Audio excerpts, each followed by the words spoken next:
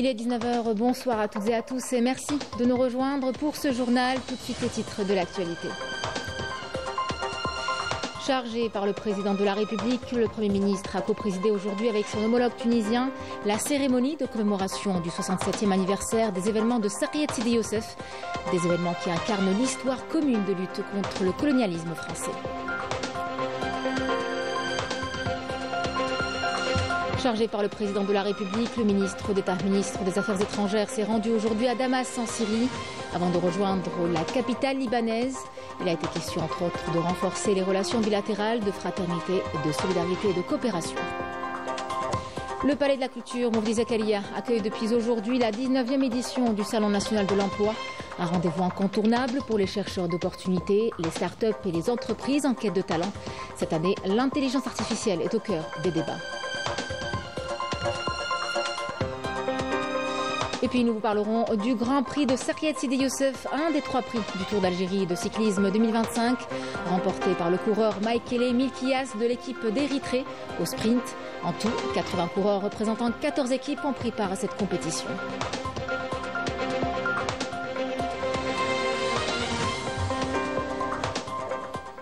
Mesdames, Messieurs, bienvenue à vous. Chargé par le président de la République, Abdelmadjid Tebboune, le Premier ministre Nadel Arbaoui a co-présidé aujourd'hui avec le chef du gouvernement tunisien Kamel Meddouri la cérémonie de commémoration du 67e anniversaire des événements de Saqiet Sidi Youssef, avec la participation d'une délégation ministérielle de haut niveau, de responsables locaux des 2 pays et de représentants de la famille révolutionnaire. Le Premier ministre et le chef du gouvernement tunisien, accompagnés des délégations des 2 pays, ont déposé une gerbe de fleurs à la mémoire des martyrs de ces événements douloureux où s'est mêlé le sang des peuples algériens et tunisiens avant de réciter la Fatiha du Saint-Coran et rendre hommage aux âmes des martyrs du bombardement de ce village par la France coloniale le 8 février 1958. Le Premier ministre était accompagné du ministre de l'Intérieur, des collectivités locales et de l'aménagement du territoire, Brahim Merad, du ministre des Moudjahidines et des ayants droit, Laïdr Bigaï, du secrétaire d'État auprès du ministre des Affaires étrangères, chargé de la communauté nationale à l'étranger, Sofiane Chaïb. Le Premier ministre Nadel Arbaoui s'est entretenu avec son homologue tunisien pour discuter des relations privilégiées entre l'Algérie et la Tunisie. Cette rencontre a permis d'examiner les moyens de renforcer la coopération bilatérale dans divers domaines, en accord avec la vision stratégique des 2 présidents. Un échange qui illustre le partenariat solide et dynamique entre les 2 nations. Et puis dans un discours prononcé à cette occasion, le Premier ministre a souligné que ces événements incarnent l'histoire commune de lutte contre le colonialisme barbare français. Nadel Arbaoui a également mis en avant les relations bilatérales entre l'Algérie et la Tunisie, affirmant la volonté des 2 nations d'œuvrer ensemble pour un partenariat complémentaire et intègre. On l'écoute. Conscient de l'importance de la conjoncture et de ses exigences, nos 2 pays franchissent des étapes importantes et successives vers la réalisation d'un partenariat complémentaire et intégré dans le cadre d'une relation bilatérale exceptionnelle et exemplaire qui puise sa force de la volonté politique commune et ferme du président de la République Abdelmadjid Tebboune et de son frère le président de la République tunisienne Kais Saïed. Une relation bilatérale exemplaire à la hauteur des sacrifices et des aspirations des 2 peuples frères. De son côté, le Premier ministre tunisien Kamel Meddouri a mis l'accent sur la nécessité de poursuivre les efforts pour améliorer la coopération bilatérale et la coordination de la sécurité entre les 2 pays. Écoutons-le. Le grand héritage historique qui nous unit, qui est porté par les dirigeants de nos 2 pays, son Excellence le président de la République tunisienne Kais Saïed et son Excellence le président de la République algérienne Abdelmadjid Tebboune, nous met devant une responsabilité commune, celle d'œuvrer à renforcer les liens de coopération et à les booster vers un partenariat stratégique durable qui contribue à la réalisation du développement global et de la stabilité dans notre région. Dans le même contexte, je salue le niveau exceptionnel de la coordination sécuritaire entre nos 2 pays qui constitue un rempart infranchissable face aux défis sécuritaires croissants, notamment le terrorisme, la contrebande, le crime organisé transfrontalier et la migration illégale. Un massacre qui a marqué l'histoire commune de l'Algérie et de la Tunisie. Saqiet Sidi Youssef, un nom chargé de mémoire, symbole d'une solidarité forgée dans l'épreuve. Chaque année, sa commémoration rappelle le prix du combat pour la liberté et l'importance de préserver cet héritage de fraternité. Brim Damis. Alors que la guerre fait des ravages en Algérie, un violent bombardement de l'aviation française frappe le village tunisien de Saqiet Sidi Youssef. L'attaque visant les combattants du FLN fait plusieurs dizaines de morts, dont des civils, des femmes et des enfants. Ce drame provoque une indignation internationale et renforce la solidarité entre la Tunisie et l'Algérie. J'étais jeune, j'étudiais à Saqiet Sidi Youssef. Ma vie suivait son cours jusqu'à ce que deux avions nous attaquent. Les bombardements ont commencé vers 10h30. Ils ont frappé tout le massif montagneux de Sidi Ahmed. Depuis la nuit des temps, depuis toujours, les deux peuples partagent un héritage commun, marqué par des traditions, des dialectes proches et une histoire enracinée dans les mêmes civilisations, que ce soit la civilisation amazigh ou la civilisation arabo-musulmane. Ces relations se traduisent aussi par des échanges humains, culturels et économiques. À la suite de cette attaque, la Tunisie intensifie son soutien à la cause algérienne, dénonçant l'agression française et appelant à une réaction internationale. Cet événement marque un tournant dans la coopération entre les deux pays qui aujourd'hui entretiennent des relations étroites fondées sur une histoire commune de lutte et de solidarité. Le peuple tunisien et le peuple algérien commémorent ensemble le massacre de Saqiet Sidi Youssef, une date qui a scellé leur unité à travers le sang et l'histoire. Cette mémoire rappelle que leur destin est commun et que, tout comme ils ont résisté ensemble à la colonisation, ils doivent aujourd'hui affronter l'avenir avec la même solidarité. Il est essentiel de transmettre cette leçon aux générations futures pour qu'elles comprennent que la stabilité d'aujourd'hui est le fruit de grands sacrifices. Aujourd'hui, Saqiet Sidi Youssef reste gravé dans la mémoire collective des deux nations. Chaque année, Algériens et Tunisiens se retrouvent pour commémorer cet événement, rappelant que leur histoire est liée par le sacrifice et la lutte pour la liberté. Le ministre d'État, ministre des Affaires étrangères, de la communauté nationale à l'étranger et des Affaires africaines, Ahmed Attaf, a été reçu aujourd'hui à Damas par le président de la République arabe syrienne durant la période de transition, Ahmed El-Sharah, dans le cadre de la visite qu'il effectue en qualité d'envoyé spécial du président de la République, Abdelmadjid Tebboune. Le ministre d'État a remis au président syrien une lettre du président de la République lui transmettant ses salutations fraternelles et lui renouvelant ses félicitations et ses vœux de succès dans l'accomplissement de ses hautes fonctions dans cette étape charnière de l'histoire de la Syrie. Cette rencontre a permis aux deux parties d'examiner les perspectives de renforcement des relations de fraternité, de solidarité et de coopération entre les deux pays et peuples frères. Les deux parties ont également évoqué les récents développements au niveau national et régional. Alors justement, à cette occasion, le ministre d'État a affirmé que l'Algérie disposait à contribuer tant au niveau bilatéral qu'en sa qualité de membre arabe du Conseil de sécurité des Nations Unies à soutenir et à accompagner les démarches visant à rassembler le peuple syrien autour d'un projet national fédérateur qui permettrait de reconstruire les institutions de l'État et garantissant la sécurité, la stabilité, le développement et la prospérité. En sa qualité d'envoyé spécial du président de la République, Abdelmadjid Tebboune, le ministre d'État, ministre des Affaires étrangères, de la communauté nationale à l'étranger, des Affaires africaines, Ahmed Attaf, est arrivé cet après-midi à Beyrouth pour une visite officielle en République libanaise.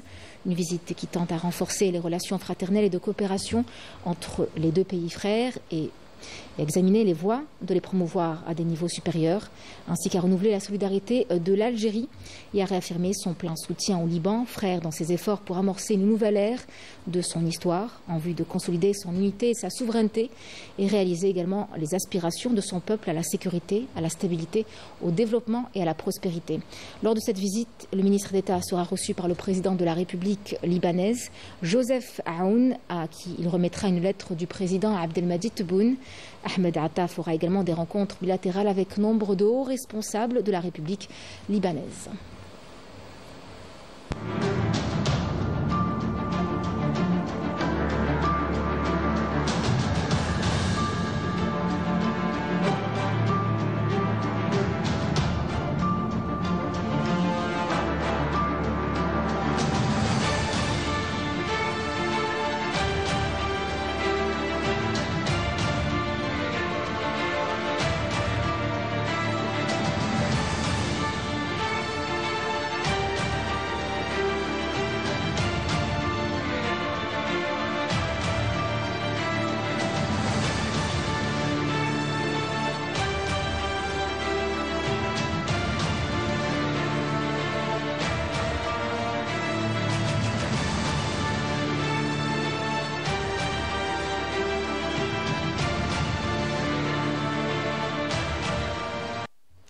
Et lorsque nous parlons de notre histoire et de colonisation, nous parlons d'une violence et d'une oppression sous toutes ses formes. Ce soir, nous évoquons les camps de détention, des lieux où l'on a tenté d'éteindre toute révolte, toute dignité. Parmi eux, le camp de détention de Tourneux, où les Algériens ont subi les pires sévices à Abdjaya. Aujourd'hui encore, les survivants témoignent, comme quoi la mémoire reste et avec elle le devoir de raconter. Horia Azouz et Raouf Habouch. Les murs du camp de torture de la ferme Tourneux portent toujours les séquelles des atrocités de l'armée coloniale employée contre les Moudjahidines durant la guerre de libération. Entre ces murs étroits, l'odeur de la mort plane toujours, témoignant la souffrance de ceux qui osaient rêver de liberté. Ici, les détenus subissaient les pires sévices. Noyades, étouffements et blessures diverses étaient les méthodes de torture utilisées dans ces cuves à vin à bouche monstrueuse.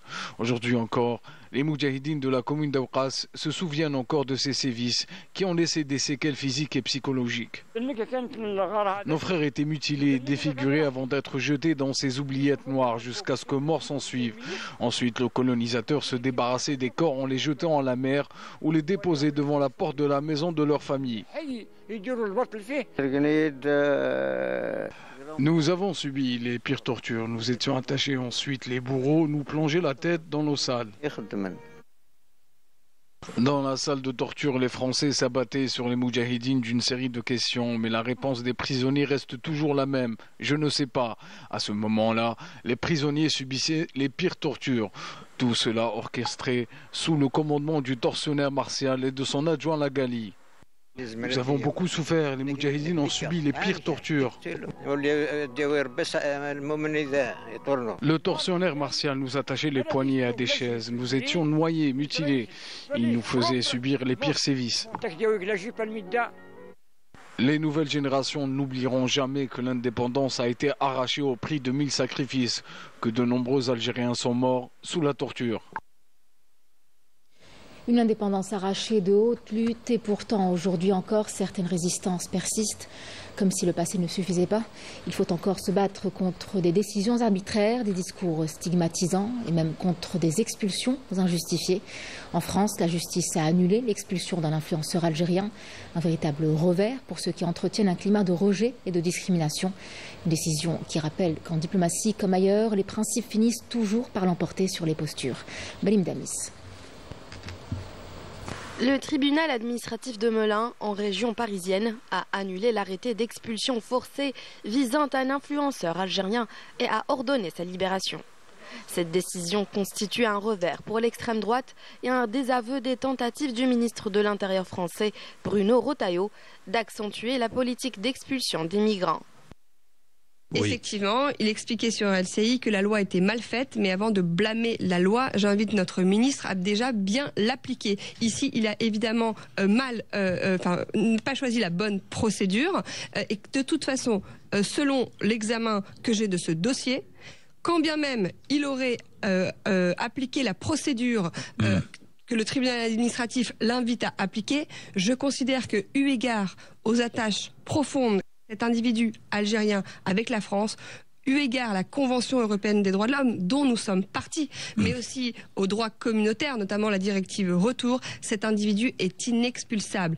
C'est une victoire juridique au départ, parce qu'il ne faut quand même pas oublier que lorsque l'influenceur algérien a été expulsé vers l'Algérie et que les Algériens ont dit non, on ne le prend pas, c'était pas on le prend pas sans raison.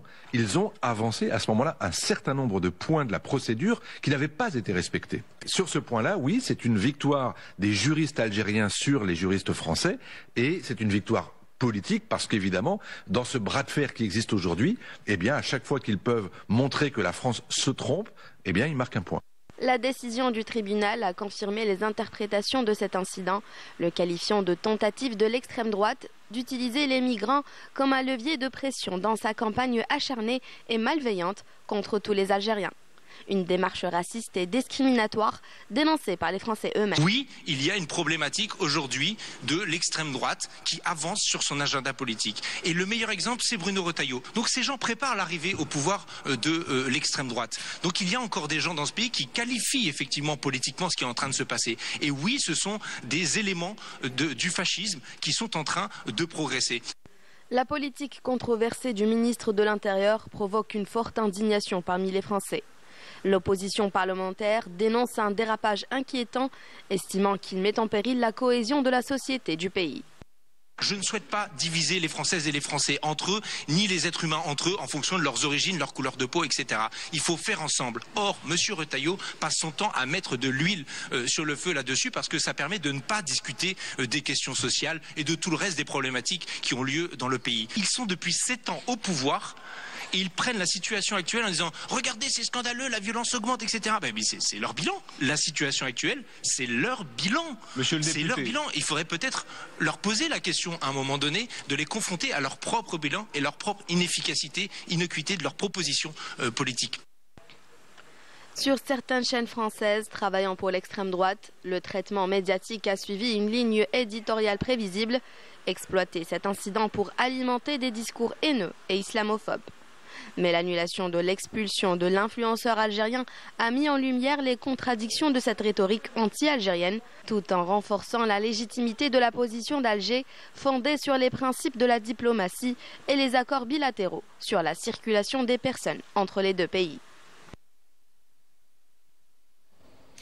Un nouvel échange de prisonniers marque l'actualité en Palestine. L'entité sioniste a procédé aujourd'hui à la libération de 183 prisonniers palestiniens en échange de 3 prisonniers libérés par le mouvement de résistance palestinien. Le cinquième depuis l'entrée en vigueur d'un accord de cessez-le-feu le 19 janvier dernier dans la bande de Gaza. Un premier bus transportant des prisonniers palestiniens a quitté la prison de l'occupation sioniste d'Ofer en Cisjordanie occupée en fin de matinée en direction de la ville de Beit-Ounia. En tout, 18 Palestiniens condamnés à la réclusion à perpétuité, 54 Palestiniens condamnés à des peines d'emprisonnement de longue durée et 111 habitants de Gaza arrêtés après le 7 octobre 2023 sont concernés par cette opération d'échange de prisonniers. À Alger, le Palais de la Culture Moufdi Zakaria accueille depuis ce matin la 19e édition du Salon national de l'emploi. Un rendez-vous incontournable pour les chercheurs d'opportunités, les start-up et les entreprises en quête de talent. Cette année, l'intelligence artificielle est au cœur des débats avec 80 exposants réunis pour échanger et accompagner les professionnels de demain. Un salon qui se poursuivra jusqu'à lundi. Couverture, Amel Bouarba. Si vous êtes à la recherche d'un emploi ou que vous voulez explorer de nouvelles opportunités et découvrir les dernières tendances sur le marché du travail, Algeria Job Summit est fait pour vous. Moi, je suis TS en informatique de gestion. Il y a de bonnes opportunités.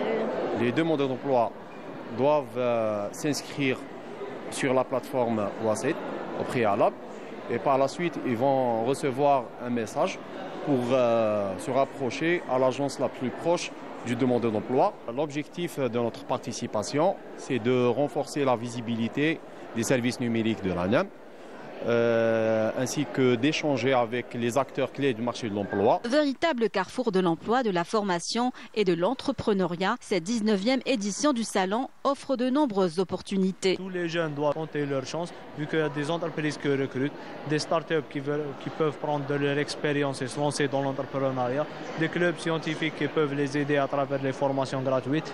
On a plus de 100 postes ouverts au recrutement actuellement, spécialement dans l'IT, dans le commercial, dans les moyens généraux et aussi dans le marketing. Depuis ce matin, on a reçu plus d'une 50aine de CV. On a plus de 200 projets. On les aide la paperasse pour labelliser les startups.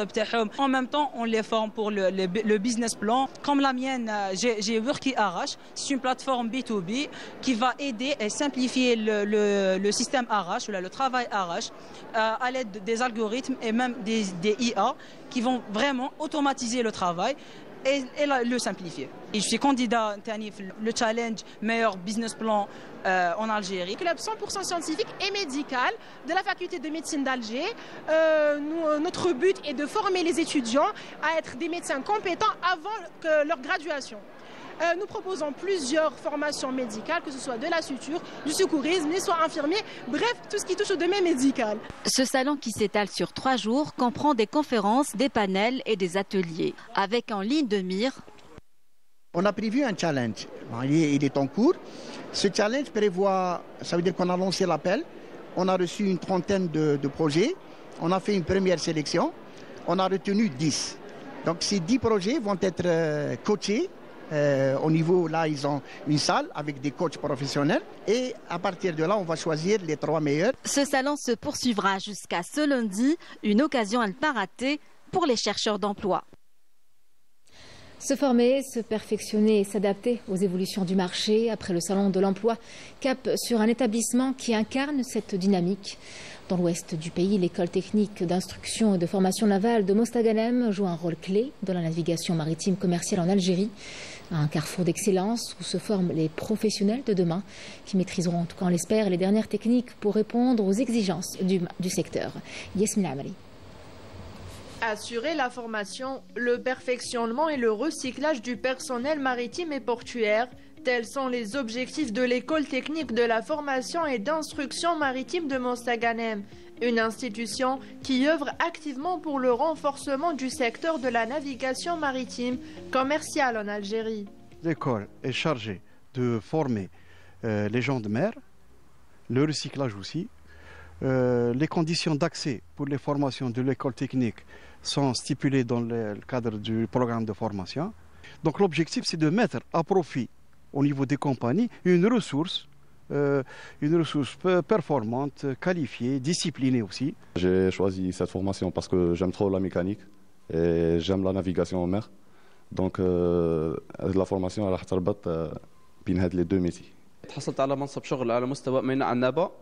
Après avoir obtenu un poste au port d'Annaba, j'ai voulu approfondir mes compétences dans le domaine maritime. J'ai donc postulé à cette école technique et j'ai été admis.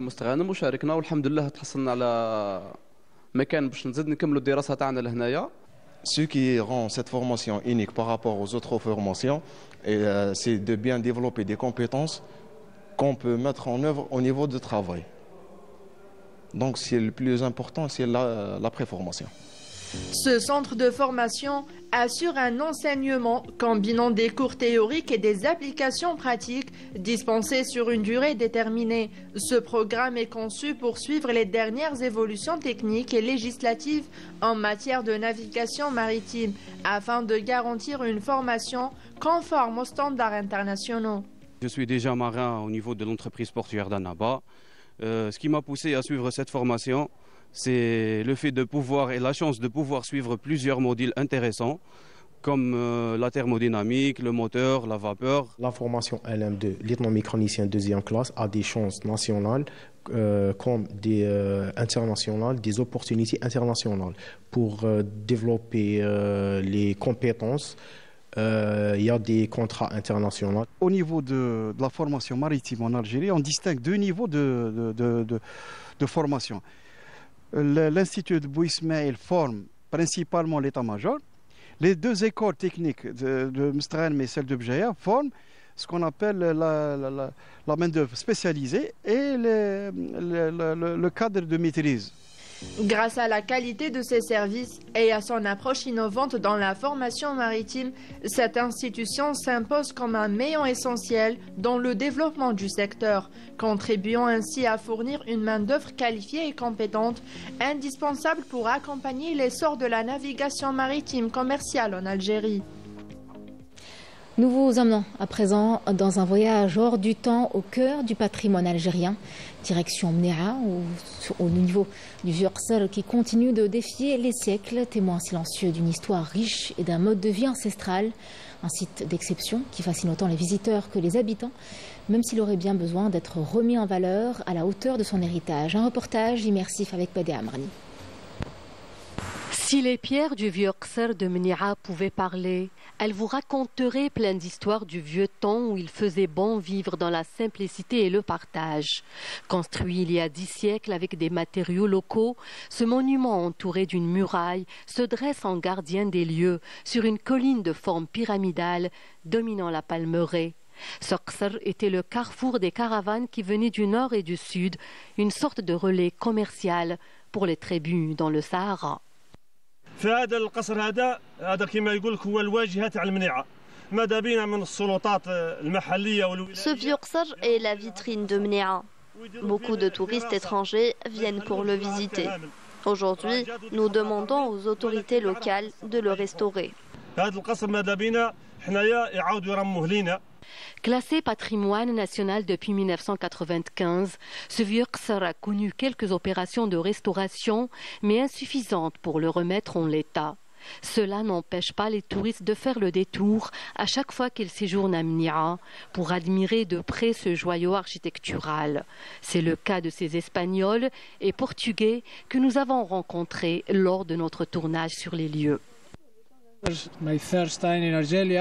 C'est notre première visite en Algérie et nous avons eu la chance de découvrir plusieurs villes, dont Mni'a. Nous avons fait des tours en 4x4 dans les dunes et exploré le marché local. Et maintenant, nous visitons le vieux Qsar. Les habitants sont très accueillants et nous ont fait découvrir leurs coutumes ainsi que leurs délicieux plats traditionnels. This is my third time in Algeria and I like very much. C'est la troisième fois que je visite l'Algérie et j'aime beaucoup ce pays. Sa culture, si proche de celle de l'Espagne, et sa beauté naturelle me fascinent à chaque séjour. Mni'a est une ville magnifique et en ce moment nous découvrons son vieux Qsar qui est chargé d'histoire et de caractère. Our culture in Spain. C'est la première fois que je suis en Algérie. Nous avons fait beaucoup de dunes, beaucoup de routes, très intéressant, très différent de ce que nous sommes habitués d'autres pays. Et nous sommes venus voir ce château. Et on va voir le marché, vers les coutumes de ce peuple ici. Et j'aime beaucoup être ici. It's a nice country with a big potential for tourism. Je visite l'Algérie pour la première fois et je suis émerveillée par ce pays splendide et qui regorge de potentialités touristiques. Son peuple chaleureux et hospitalier et sa gastronomie délicieuse nous donnent l'impression d'être chez soi au Portugal. Le vieux Qsar de Mni'a nous raconte l'histoire des civilisations qui s'y sont succédées à travers les âges. I feel very comfortable here. J'ai décidé de venir à l'Algérie parce que j'adore aussi surtout les desserts et les différentes cultures, parce que l'Europe, on a déjà voyagé un peu par là-bas, et c'est vrai que venir ici c'est totalement différent. La nature, c'est impressionnant, les desserts, l'immensité du dessert, du sable partout, c'est vraiment très joli. Il manque encore quelques jours, je pense qu'on va bien nous amuser, on va profiter du pays, des paysages, de bien manger, parce que vraiment c'est très différent à nous et c'est très très bon. Le vieux Qsar de Mni'a, une invitation au voyage à travers des siècles, un savoir-faire ancestral à découvrir. Il renseigne sur un mode de vie simple et n'attend plus que sa restauration pour lui redonner son lustre d'antan. Du sport avec un des 3 prix du Tour d'Algérie de cyclisme 2025. Le coureur Maïkele Milkiyas de l'équipe nationale d'Érythrée a remporté au sprint le Grand Prix de Sariyet Sidi Youssef, disputé aujourd'hui sur une distance de 122 km reliant Sariyet Sidi Youssef à Guelma. En tout, 80 coureurs représentant 14 équipes ont pris part à ce Grand Prix. Sidi Ahmed Bouraï pour les détails.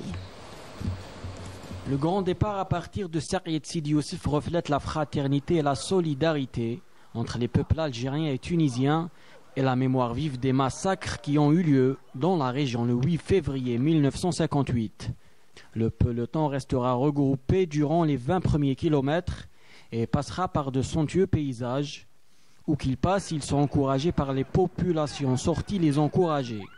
La première échappée est composée des Algériens Abdallah Ben Youssef et Ayoub Sihiri et du Néerlandais De Jong. Une échappée qui prendra jusqu'à 4 minutes d'avance. À Bouchgouf, 25 coureurs contre-attaquent et rattrapent les échappés. Il ne reste alors que 20 km à parcourir. La victoire se joue au sprint et c'est l'Érythréen Mikialas qui franchit la ligne d'arrivée en premier en 3 heures, 0 minutes 9 secondes, suivi de Hamza Yassine de Madar et Najib Assal du Mouloudia d'Alger. Ça a été dur un peu au début de la course, ça a été un peu de montée. Et on a géré l'écart de l'échappée, on a fait bien travailler l'équipe de Madar. Et après, on a pris une décision pour ramener le paquet au sprint. On a fait tout pour gagner aujourd'hui, mais malheureusement, on a échoué à la dernière seconde. J'ai lancé le sprint un peu loin et le Érythrée était plus fort que moi et il a gagné. Le Tour d'Algérie 2025 débutera ce dimanche avec la première étape qui reliera Guelma à Constantine sur une distance de 103 km 200. Et pour ce qui est de la Supercoupe d'Algérie, le Mouloudia d'Alger a remporté il y a quelques instants sa 4e Supercoupe de son histoire.